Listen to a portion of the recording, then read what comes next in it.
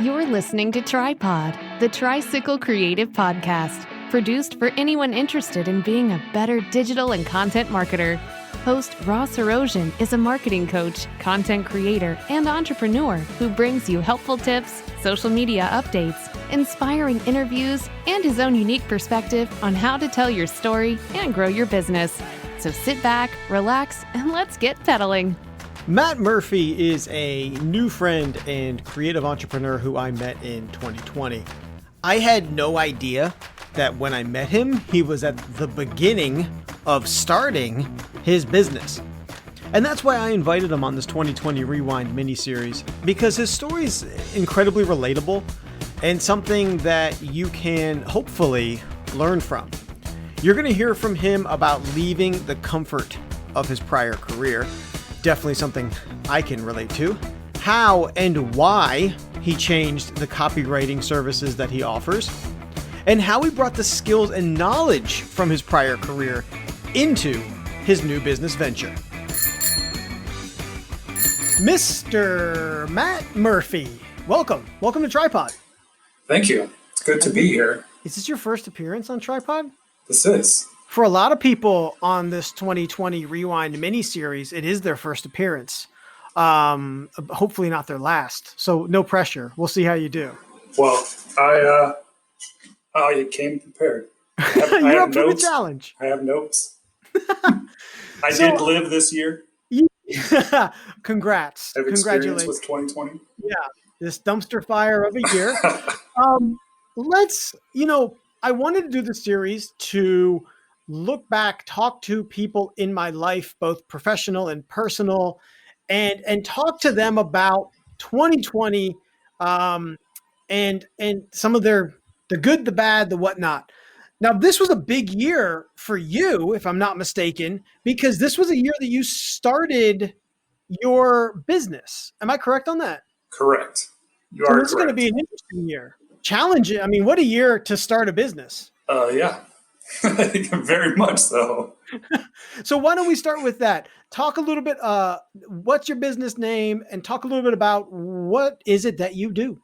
So I am a copywriter, and I call my business Behind the Thing.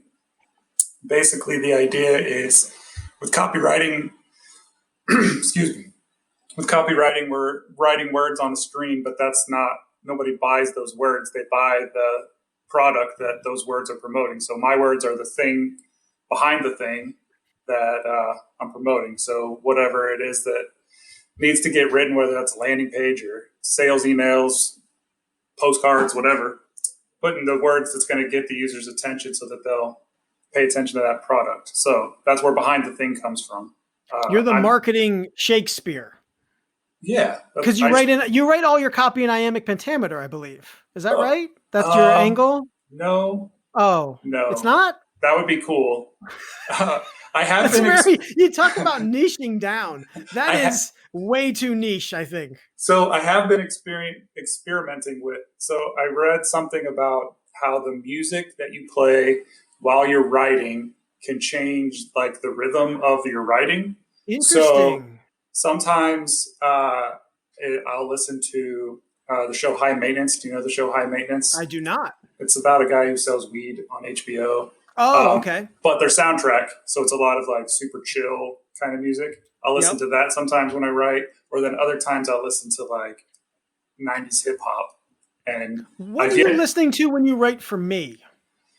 So sometimes there's this YouTube channel called like lo-fi hip hop beats to chill to or something like that. That's good. I'll put that on. Yeah, that's good. Okay. Stuff without words is usually easier to write to, but sometimes you just need a little bit of extra inspiration. So you put on some Biggie or something. Well, if I may, I'd like to throw out that I'd like for you really to be listening to Steve Winwood, Higher Love on repeat while you're writing for me. That is definitely the mood that I want to convey in my writing. If you guys can see, I'm seeing him on video. You won't see him. The epic eye roll that he just gave me was worthy of almost, if I could, showing the video. He said he's not gonna do it, but that's okay. However you get it done, Matt, I trust your process. I trust what you do. So let's talk a little bit about 2020. Yeah. What's one good thing that's happened to you in 2020? So maybe unlike most people, I probably have more than one. So that's cool. Because starting my business was a total big thing. The big thing I think most for us, so my wife and I, we had been renting a house for like 9 years, constantly trying to buy a house. We have 4 kids, so we were needing to buy a house. We were in a 3-bedroom, and we finally were You were able. in a 3-bedroom before you moved? Yeah, 6 of us in a 3-bedroom. So you guys are packed to the gills. 2 girls sharing a room, and our twin boys sharing a room. And my wife and I share a room too, which is preferable. Sure. Okay. Still do. But so we finally got a house. It's a 4-bedroom house. So, or actually, no, it's 5-bedroom. We have 5 bedrooms. You don't even know. Yeah. I'm starting to wonder if this house is real. I'm in it right now. So one of the bedrooms is our office. That's why I went 4-bedroom, because nobody sleeps in here. Sure. Well, sometimes. Currently. Yeah. The dog, maybe. I've slept in here a couple times. Don't tell anybody. I won't. It's not. It's our secret. Is this on the internet? Is this going to be on the internet? Secret. Shh. Yeah. But yeah, moving into this house. So we moved in May, which was like right as everything was like, don't go outside anymore. Don't see your neighbors. So it's been weird. It's been weird to like not really meet any of our neighbors yet.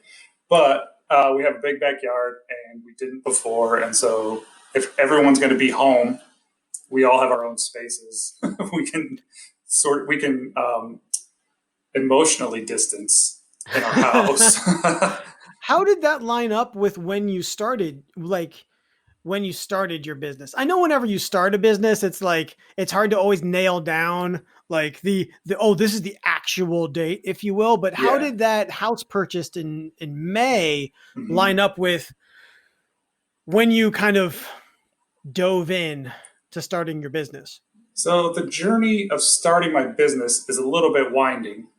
So as they tend to be. Yeah. So I would say that I started my business in January, but I didn't really know what I was doing. So I was like, writing. Also tends to be the case. Yeah. So I've been there too. I should be a copywriter.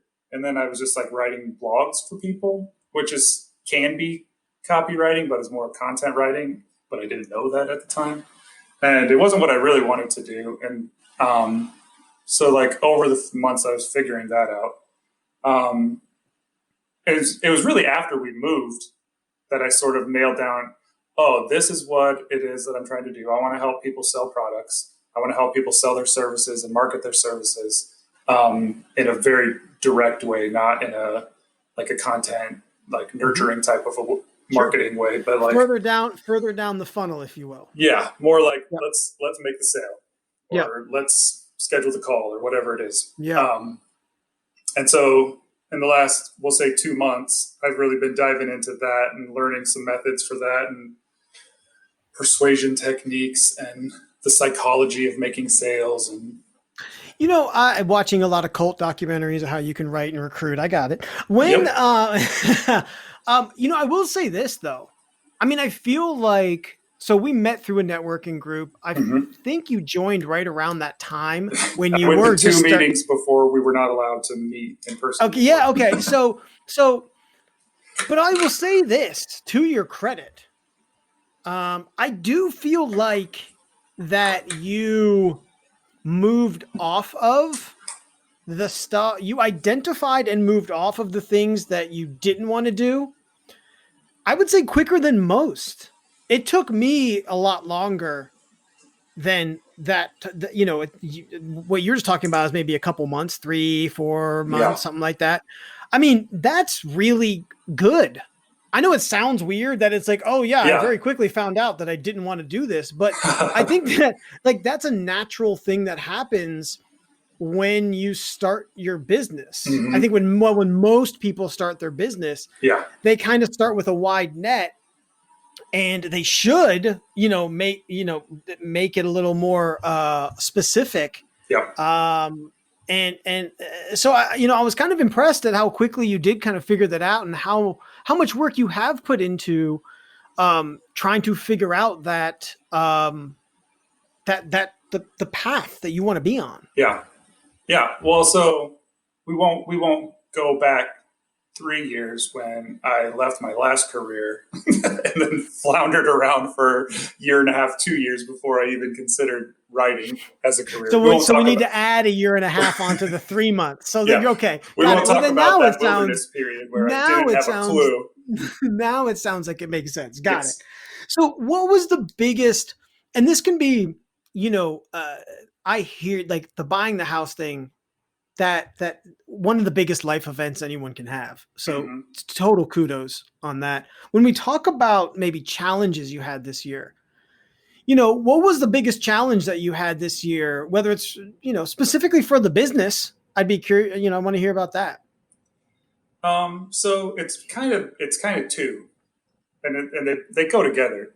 But so the pandemic thing, starting a business in a pandemic, like this is not unique to me at all. But not being able to meet people in person is definitely like slows stuff down, especially like so much happens like in the not meeting parts, like when you're just having lunch with people or whatever like that. And like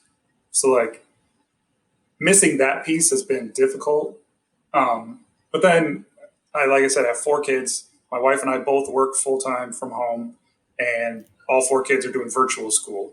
So like the amount of distractions and time constraints, and like, well, who's going to take care of this and who's going to take care of this? Like there's no dedicated time schedule. Like there is, but there isn't.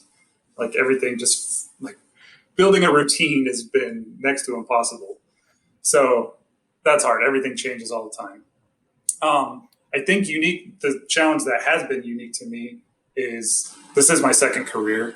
I have a master's degree from my previous career that is only like tangentially related. So like I would say I was like the best in the world. So I was a pastor for like 20 years.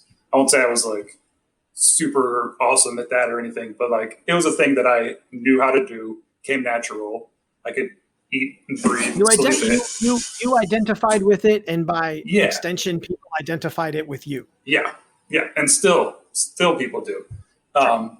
And so, as a 38-year-old jumping into a new career in digital, like the digital space, where some of the people that like are my colleagues now are like 16 years old and they're already making more money than I've ever made in my life, is an interesting transition, and it does a lot to your identity to be like, what am I doing? I'm 38 years old, and these like 16-year-olds are running circles around me. Like, to be fair, I'm not playing basketball. Like, to be fair, like, aren't there like probably 16-year-old like YouTube pastors that are probably killing it out there? I mean, I bet a YouTube pastor probably makes more money than like a regular pastor.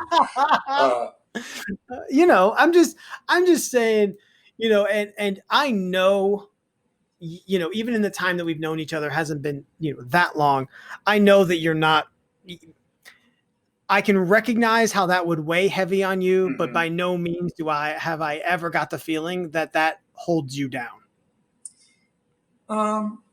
Sure. I'll accept that. I will receive that from you. Okay. I'll argue with it inside my head, but I will receive it. That's a fair point. I mean, and I think that is, it's hard also when you're I would say in digital marketing, and we've talked about this a little bit before. I've definitely had this conversation with, some of my logo designers and whatnot. It is a real challenge because at the end of the day, it's about stressing the value of, I would almost say, the creative process, right? Because anyone can go on Fiverr or whatever and get a logo made for $5 or have someone write something for $10, right? But I think that it's a race to the bottom in that way. And oftentimes you get what you pay for. Yep. And people don't put nearly enough stock into the value of creativity as it relates to digital marketing and content creation. And I think that's kind of the struggle, right? When you're marketing it and you yourself are promoting it, you not only have to sell them on the service that you're offering, but you kind of have to sell them on that concept, right? And that in itself is certainly a challenge. Yeah. So the thing that transfers best for me, the thing that like I didn't waste 20 years of my life pursuing something is that when you are a pastor, you spend a ton of time with people. You spend a ton of time listening to them, talking to them, helping them through all sorts of situations. And then ultimately, when it comes to making a sale, you can appeal to their logic all day long. But if you tug at their heartstrings, you're going to move the needle. And so I have 20 years of empathy reps. I've been spending time identifying with people's struggles for 20 years. And I don't say this like in a crass way, like it prepared me to take people's money, but like ultimately when you're needing to convince somebody of a product, like you have to talk to their emotions because that's where decisions are actually made. You can override it with logic, but if you don't, it's interesting when you become an entrepreneur. Mm-hmm. There's so many things that you think you're not necessarily prepared for, and some of them are true, right? Like some of them are absolutely 100% true. But you know, sometimes when you make that jump, you're surprised at how these skills from other careers, like for example, when I started, I had never done sales. I never worked retail in high school. I never did any sales, anything. I was 10 years in media, never did sales, right? Never did anything in media sales or anything like that. So it was one of the things I was concerned about when I started Tricycle Creative. But what I found was the muscle that I used a lot when I was working in a corporate environment was that I was always like pitching new ideas, oftentimes ideas that required budget, whether it was budget we had or budget I was going to have to ask for. Yeah. And that muscle of like selling, pitching, almost being squeaky wheel to get approval on projects translated very nicely into sales for me. And I think that, there are very, I don't know if comparable is the right word, but skills that you have from that prior career.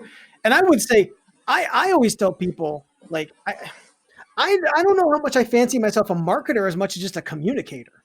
Yeah. Like that's really at the end of the day. I mean, again, I started in radio communicating, recruiter, communicating, understanding needs, filling in. Like I've always looked at it as extensions of communication. And so, I have no doubt that you're going to be able to navigate those quote unquote skill gaps in the new role. And so let's talk a little bit about that as we look forward to 2021. What do you plan to, or what do you want to change or improve about your business or your career or anything like that? So I do mostly like freelance type stuff, which usually turns into like one-off projects where someone wants an about page for their website written, or someone wants some single page of something. Yeah. And that's great. Like those projects are fun. I like the diversity of them. But I think what I would really love, both for my own stability, like to have like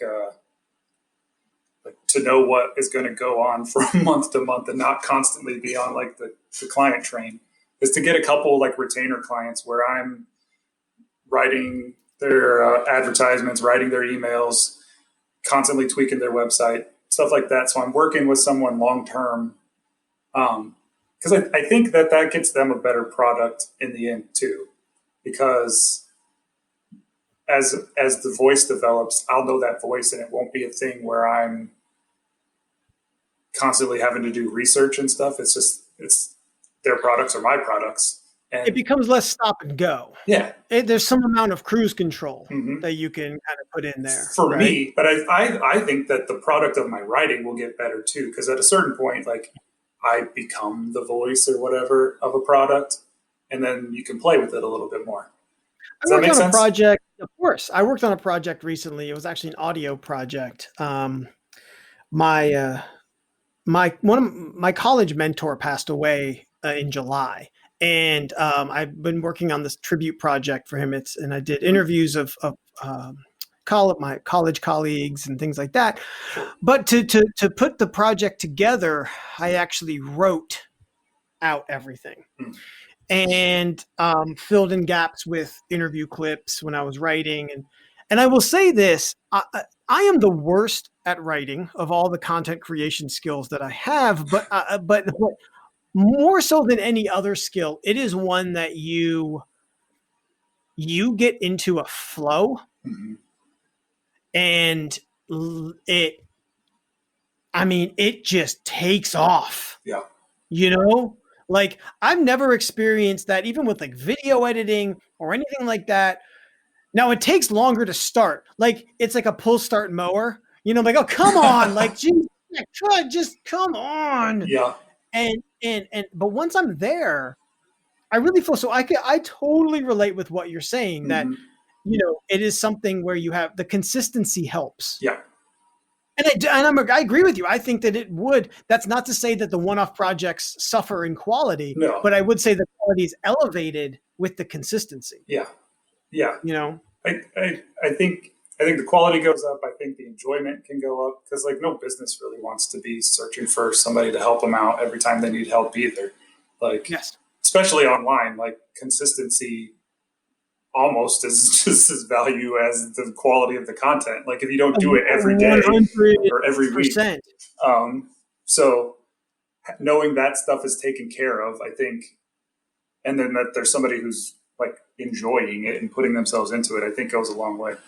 As a business owner too, I'm going to tell you what I pay for. Yeah. I pay for people to like solve problems, and like, I understand that and I enjoy the collaborative nature of things, but I also pay for people to like, I don't want to do this.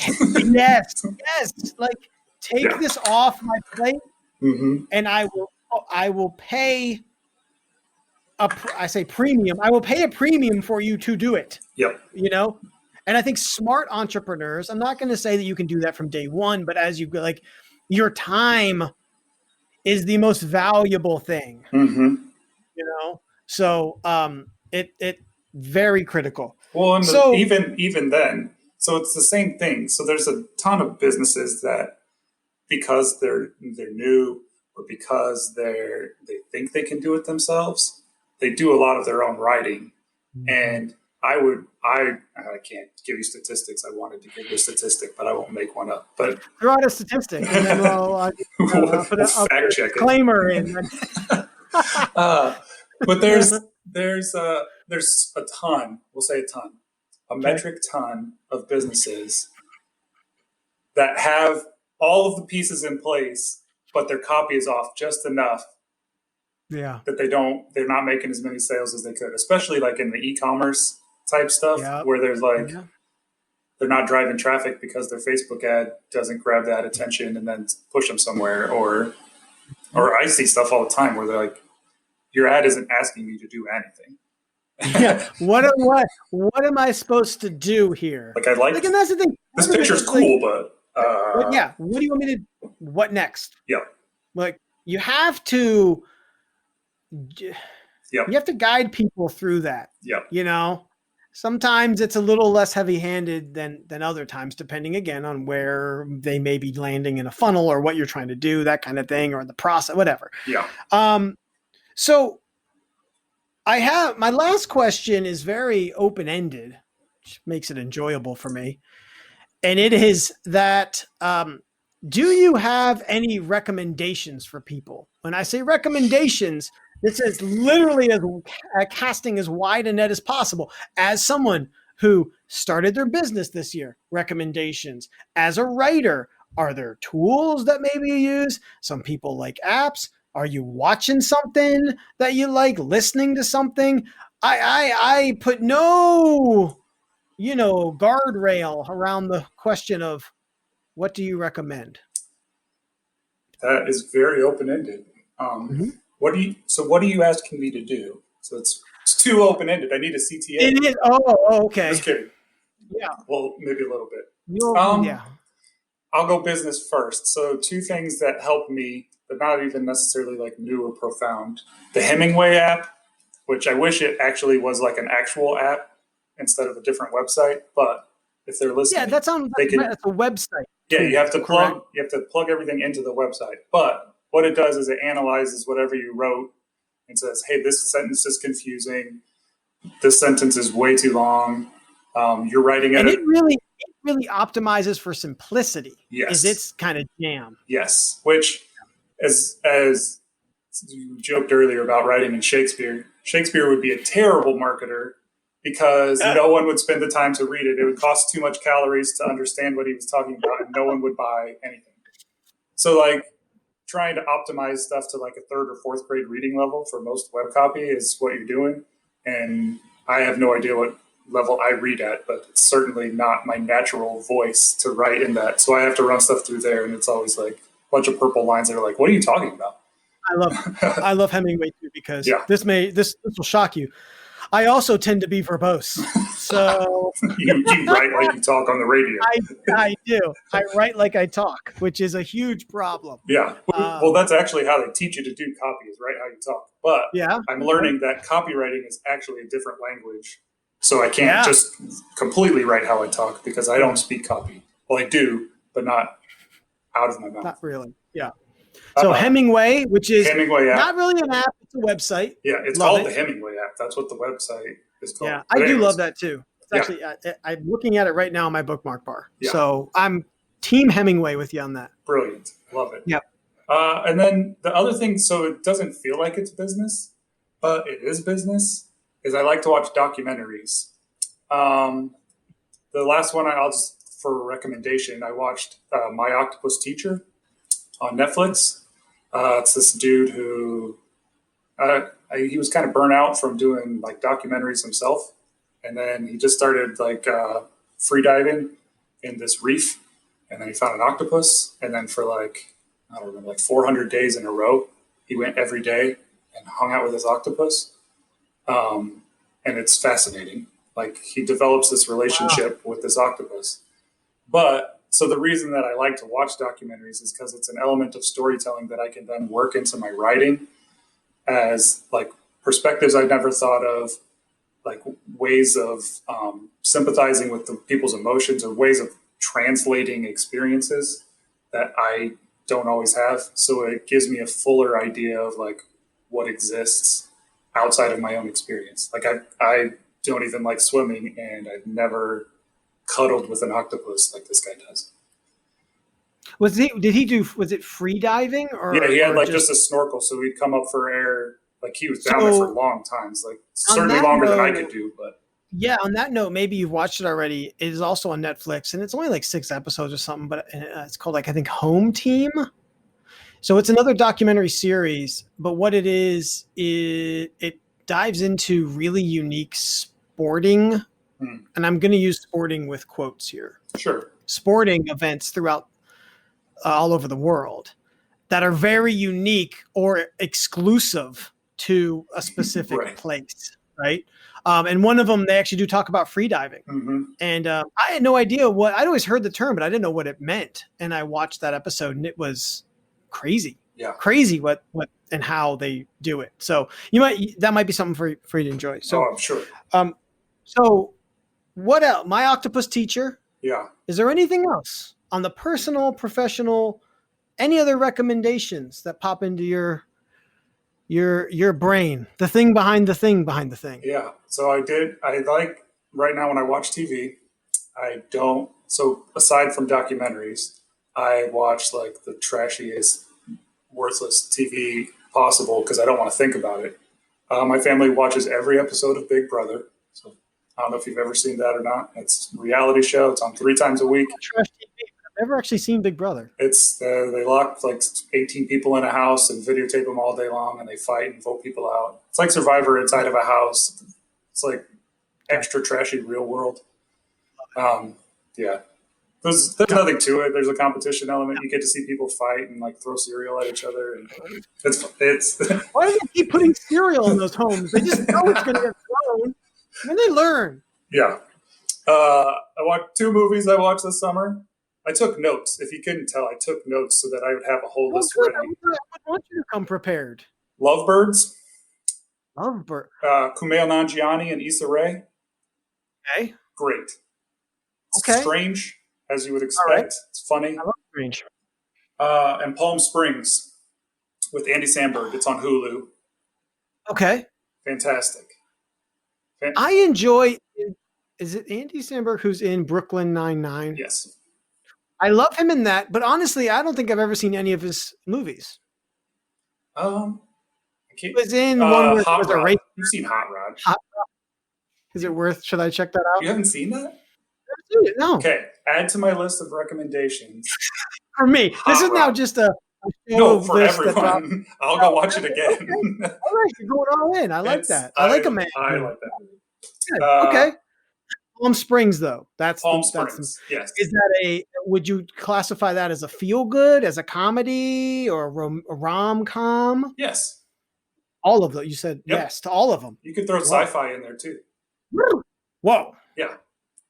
Now It's good. Just you're a person. It's really good. I'm hypercritical of movies. Lovebirds, there's plenty of problems. I laughed a lot. Palm Springs is actually a really well put together movie. I think we'd be a good yin and yang on a movie review show because I don't judge movies harshly at all. Okay. I just watch garbage movies just all the time. And my thing is just like, does it entertain me? Whatever. Like I have the standard is so incredibly low for me.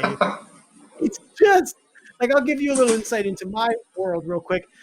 I just subscribed for Tubi, which is a free app on whatever, probably every online, because they have a massive collection of a series called Riff Tracks, which is the guys, the team from Mystery Science Theater 3000, where they watch terrible movies and just comment and make fun of them the whole time.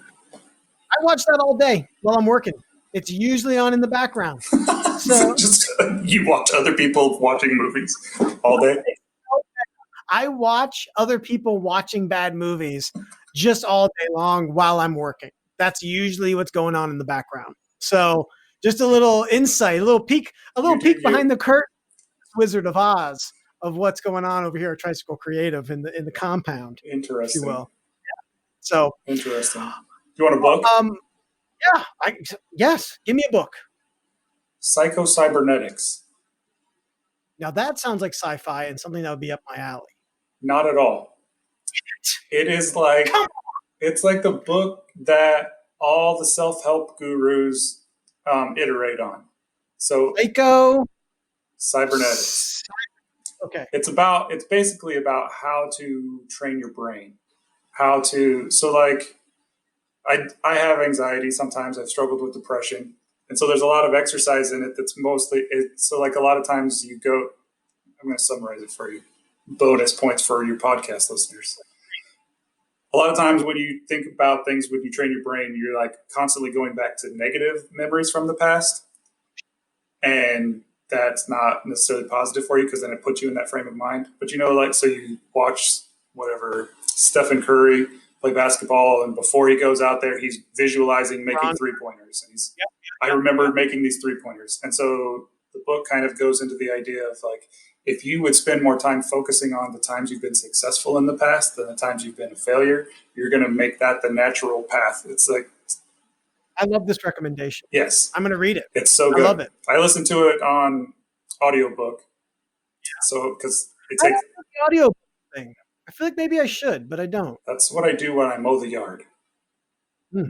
How often do you when you want to read? So wait, let me ask you this. I have dyslexia, so I don't really read very often. It's just like, what happens first? Does that mean if you want to read, i.e. listen to a book, that you have to go and mow the lawn? Or do you only listen to the book every couple weeks when you have to mow the lawn? What kind of yard do you have that you only have to mow every couple weeks? I mow almost every Saturday or Sunday, and it takes me about 5 hours. Listen to you. Don't say anything. I don't know. I have an Austin yard. You're north in like Cedar Park, so different yards. You understand? Yeah. It's like different. I mow every week it takes about 5 hours. We have almost an acre. Good Lord. Yeah, so I can do half a book in a day. Okay, yeah. And it would take me a month to read. You only mow the yard like every 2 weeks or so. That's all it needs it. And I'm vigilant about the yard looking good. So let me tell you, I'm not slacking over here. That's the reality. Fair enough. So I don't know if I get that book in enough time, but I'm going to check it out. And I love that because, I mean, starting entrepreneur, someone who's had a business for a while, the struggle is real. Mm-hmm. Listen, the love is real too, the payoff is real, the benefits are also real. And maybe this book will help me reset to even stop saying, but like, it is a struggle. Entrepreneurs kind of sign up for, you you turn in the stuff that comes from the corporate set job and you trade it in for some other amount or some other stressors, if you will. I love that idea because I think, you have the high highs and low lows, and you need to remember, I always get hung up on the negative stuff more. You obsess about it. The good stuff happens and you forget about it immediately. Yep. And that's a bummer. Well, and so it also reframes failing a little bit, which any entrepreneur who's ever achieved success has failed at least twice as many times. And it talks about like the self-guided missile systems, which I don't know if it's still true because everything's changed, but it was the way they would hit their target is they knew where they were supposed to go. So they visualized success essentially. And then they would just start moving and they're like, nope, I'm not going there. So I need to correct. And they'd overcorrect and then they'd recorrect back and then correct again and then correct again and correct again until they got there. But if they ever stopped moving forward towards success or their target, they didn't do that. That's not what we do. We well, I'll try this. Oh, that failed. Yeah. And then we give up instead of saying, well, let's try it again, but we'll change this thing. Then we get derailed, but you don't want that to happen. Yeah, you just got to keep moving forward. What's the name of that book again? And if you know the author, that would be great too, but I can't imagine there's... I don't know the name of the author. What's the name of the book again? Psycho-Cybernetics. Psycho-Cybernetics. If there's books of comparable title, it's not the one that's a science fiction story about the elf who has a robotic arm. Yeah, and it's not Scientology. It's not. Yeah, it's good. It's good stuff. It's written by a guy who was a plastic surgeon, and he learned a bunch of the stuff as he was trying to help people. And they're like, well, if you fix my face, then it'll fix everything else. And he's like, oh, but there's so much psychology that goes with it, right? Yeah. And that, the obsession, if you will, how it just never stops. Interesting. Okay. It's a good book. Well, speaking of good stuff, this has been good stuff. Yeah. I've enjoyed having you on this Tripod episode, the 2020 Rewind, here with Matt Murphy.